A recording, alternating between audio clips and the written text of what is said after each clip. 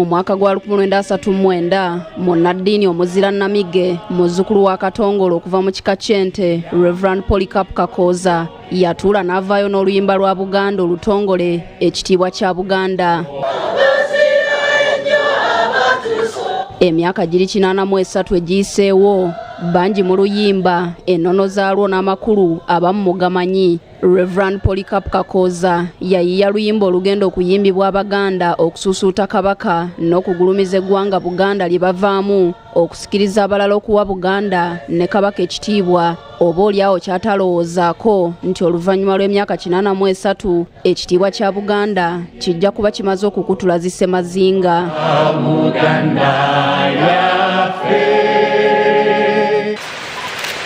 Abanekanekanye mu mitega nswera bati tebagenda kulanya kuwoza lutabaalo wa beene oba okwanjula bagenda kuyimba kitiibwa kya Buganda.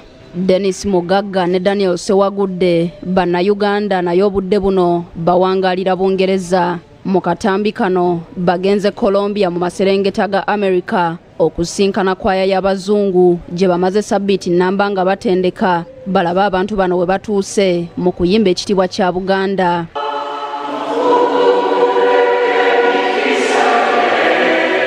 Okumala emyaka kati 3 Mugagga ne Sewagudde bazze basinkana kwaya ez'enjawulo eziri mu mawanga g'abazungu okubasomesa olulimi Oluganda n'okubatendeka ekitiibwa kya Buganda.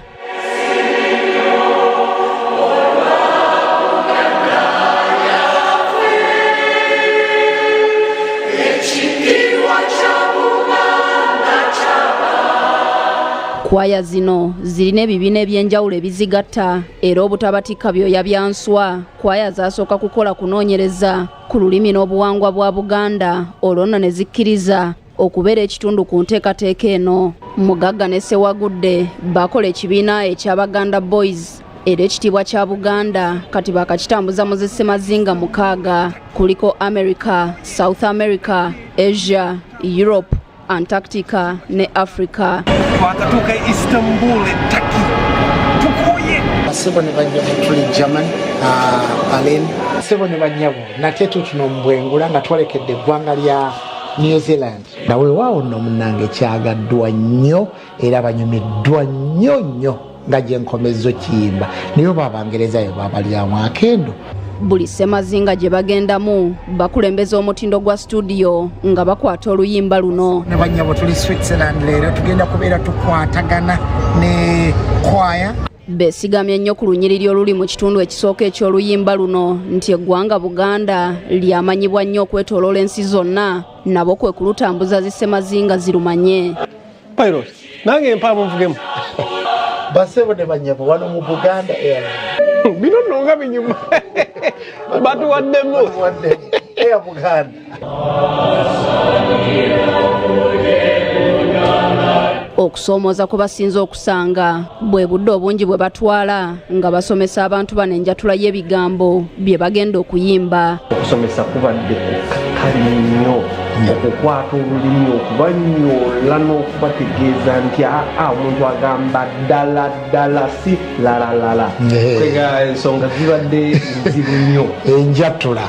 Buli kwaya kibeetaagisa sabbiiti nnamba nga bali mu lusirika oba kampu okubayigiriza ebigambo bino. Ddala basenvudde bw'owuliriza enjatula yaalwo okuggyako ng'olabye obwenyi bw'abaluyimba kizibu okumanya nti amaloboozi g'abazungu.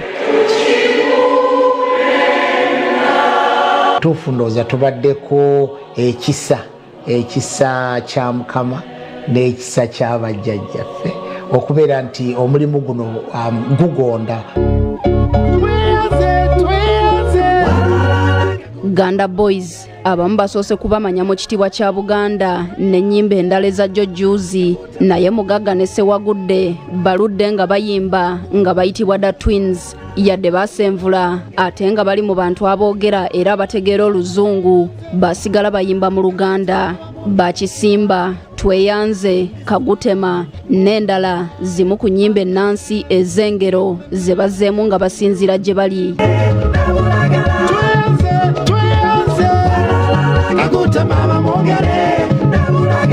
Ennyambala n'ebivuga tebyawukanye ku bijjayo obuwangwa bwa Buganda n'obulala obwa kuno omuli ennanga adungu, endongo n'ebirala, so nga n'abayimbi babeera banekedde mu byambalo by'ekinnansi gamba ng'ekikooyi. Tebakottokedde busangaasa abala obw'ebbumba Ganda Boys be bannayuganda abaasooka okusunsulwamu okuvuganya mu mpaka za America eza Grammys mu kiti eky'abayimbi abasinze okukozesa ennyimba okukyusa embeera z'abantu. Okunokolwayo mu ddala bwe riti bano bazze baliko obulamu bw'abantu bwe bakyusa nga bayita mu kitongole kyabwe ekya Ganda Foundation kye baatandikawo mu mwaka gwa 2009.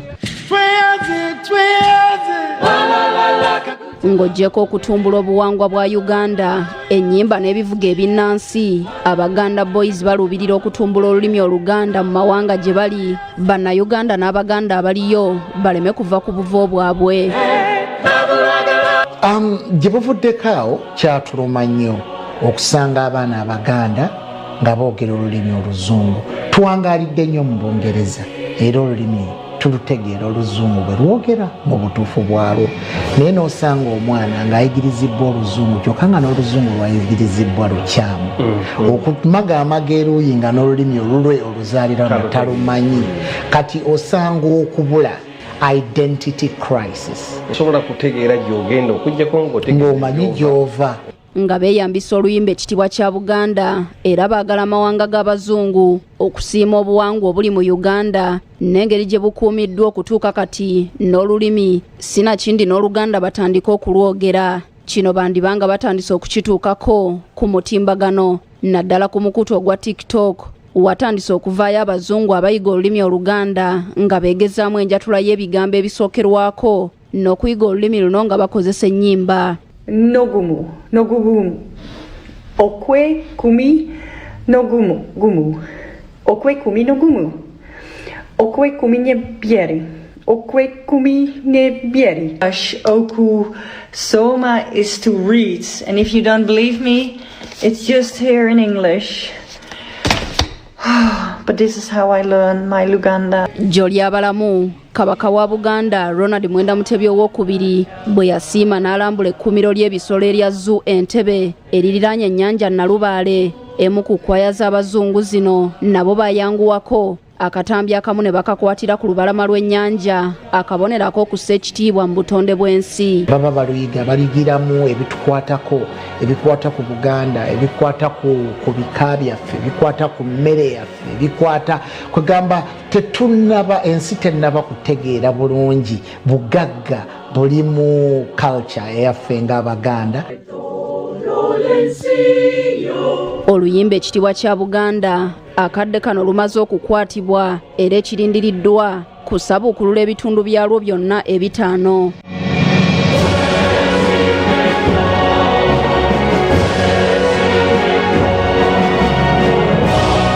Omulundi ogusookedde ddala mu byafaayo bya Uganda obukulembeze bw'ennono awamu n'ennyimba, oluyimba ekitiibwa kya Buganda lwe lugenda okusooka okufulumizibwa mu maloboozi agatali ga kuno. Ekitundu ku luyimba luno ekyakafuluma kyoleka amaloboozi ag'eggono, akawoowo ate nga luyungiddwa mu bivuga ebiri ku mutindo gw'ensi yonna. Oluyimba luno lujja kusabukululwa ku Ssekukkulu eya 2022 ng'ennaku z'omwezi 25 Desemba ng'ekirabo kya Kabaka wa Buganda Ronald Mwenda Mutebi owokubiri. Carlton Scovia Nakamya, BBS Telefina.